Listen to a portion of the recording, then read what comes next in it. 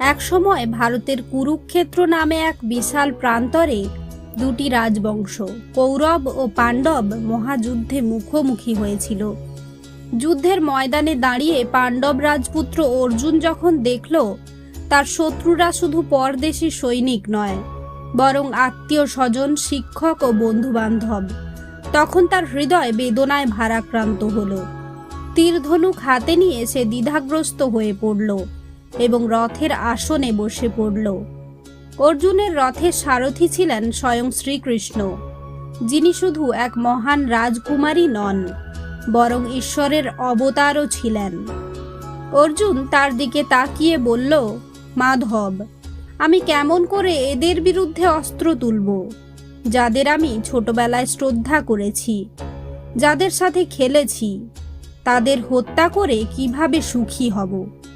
এই যুদ্ধের কোনো মানেই আমি খুঁজে পাচ্ছি না। শ্রীকৃষ্ণ মৃদু হেসে বললেন, পার্থ, এ জীবন এক মায়ার খেলা। যা তুমি দেহ মনে করো তা ক্ষণস্থায়ী।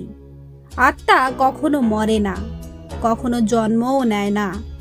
ঠিক যেমন মানুষ পুরনো বস্ত্র ত্যাগ করে নতুন বস্ত্র পরে, তেমনি আত্মা এক দেহ ত্যাগ করে অন্য দেহ গ্রহণ করে। তাই শোক করো না।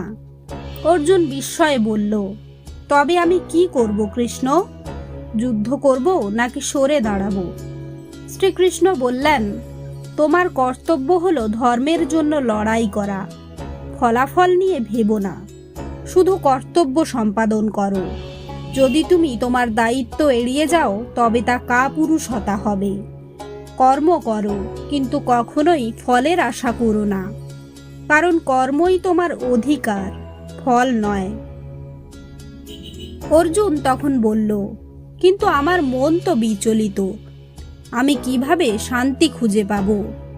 শ্রীকৃষ্ণ বললেন, মনকে নিয়ন্ত্রণ করাই হলো জীবনের সবচেয়ে বড় যুদ্ধ।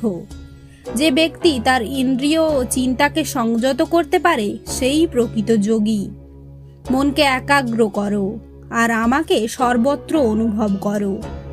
যে ব্যক্তি আমাকে হৃদয়ে ধারণ করে তার জীবন সুখ ও শান্তিতে পূর্ণ হয়।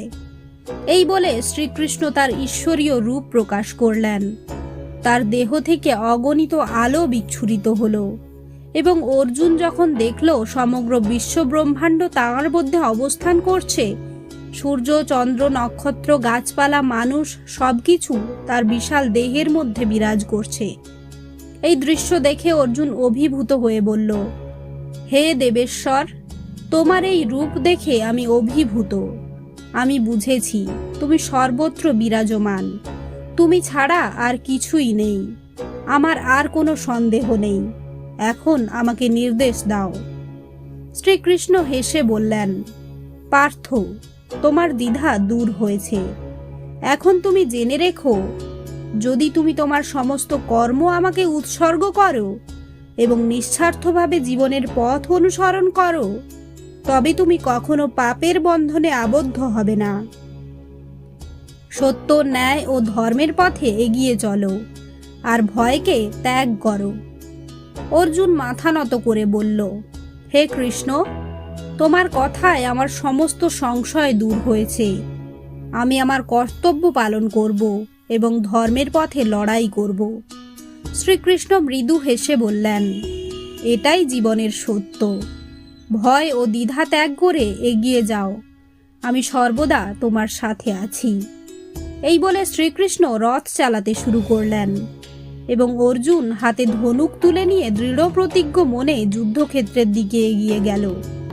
সেই দিন শুধু একটি যুদ্ধ নয়, মানব জীবনের এক চিরন্তন শিক্ষা শুরু হলো, যা আজও মানুষকে সত্য, ন্যায় ও কর্তব্য পথে চলতে অনুপ্রাণিত করে।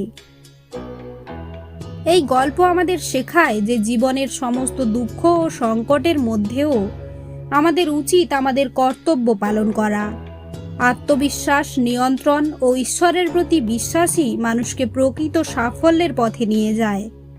তো বন্ধুরা, ভিডিওটি ভালো লাগলে অবশ্যই লাইক, কমেন্ট, শেয়ার এবং সাবস্ক্রাইব করে পাশে থাকবেন। ধন্যবাদ।